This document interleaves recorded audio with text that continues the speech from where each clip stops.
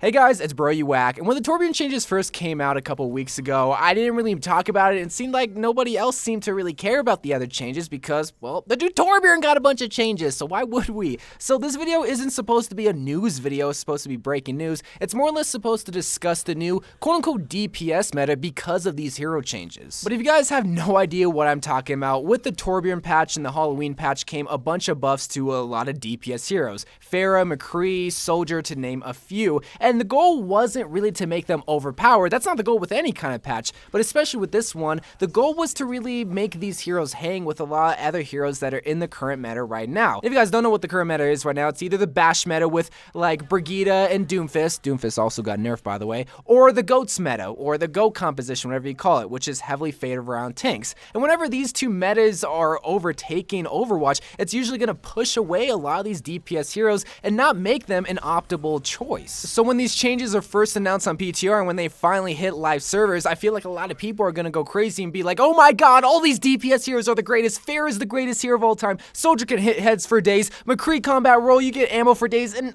usually whenever patches come out, I'm always the one to really downplay the patches. I'm always one to be like, guys, this isn't the greatest change of all time. But I'm not really gonna be doing that for this time around.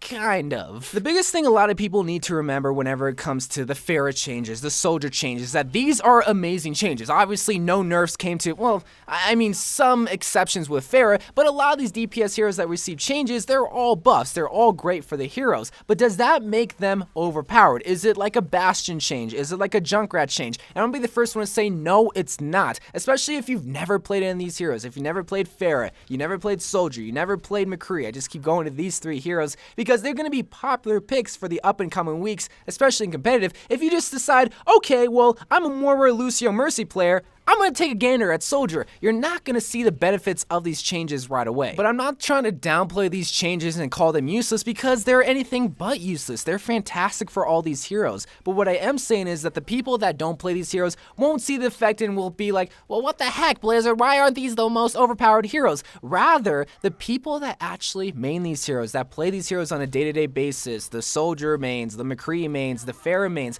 what this is going to allow them to do is be able to compete with the heroes that are in the meta. Like I said before, now they won't have to be flexible just because they're playing a hero that they're actually good at because of the current meta. Now with these changes, they're going to be able to flourish and excel and win a lot more games than what we saw previously. And what we saw previously were all these DPS heroes at the bottom of the win percentage. Is it because there's a bunch of bad players playing these heroes?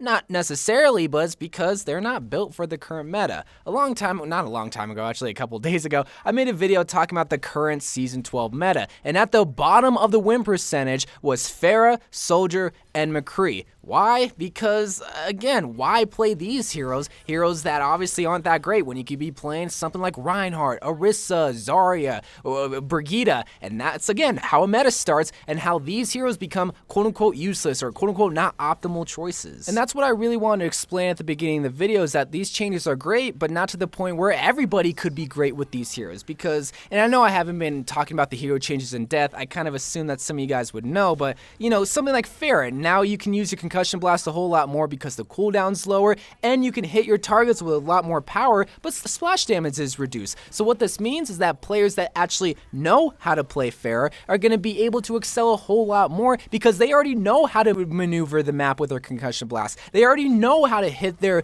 targets with their rockets. They just weren't able to because it wasn't the most optimal choice to play Pharah. Why play Pharah when you can play someone like Brigitte or someone? Same thing with Soldier. Just because the bullet spread changed from 6 to 9 bullets doesn't mean you're going to be able to steamroll everyone because you still have to hit your shots. If you don't know how to hit your headshots, you're not going to be able to excel with Soldier. And McCree, while it might be a light little buff to him, 8 seconds to 6 seconds to his combat roll, now McCree mains are going to be able to maneuver the map at ease because of that 2-second cooldown. Yeah, you will be able to gain a lot more ammo, but what a lot of McCree players do is use that as a maneuver mechanism to get out of harm's way. play. So while these changes are great for all these heroes, if you don't know the ins and outs, if you don't know how to take advantage of the movement with Concussion Blast, if you don't know how to simply hit heads with Soldier or when to combat roll, you're not going to be able to see the benefits of these buffs. And that was the main point I wanted to drive home. But to remind everyone, if you are a Pharah player, if you are a Soldier, welcome back. Welcome back to the meta, because now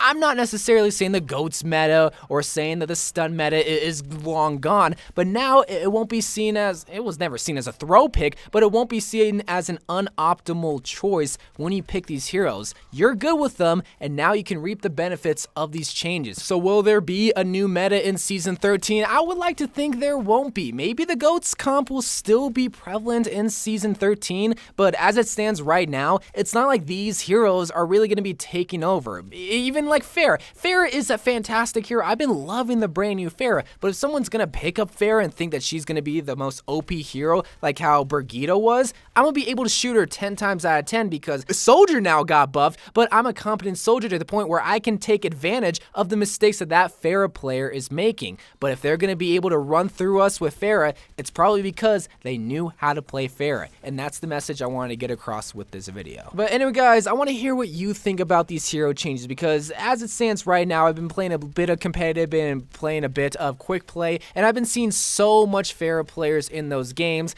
and it kind of inspired me to make this video. But do you think she's going to take over Season 13? Do you think Torbjorn's going to take over Season 13 once it gets released from the gates? Just let me know. So, I love you guys. Thank you guys for watching. More Overwatch videos to come, and bye.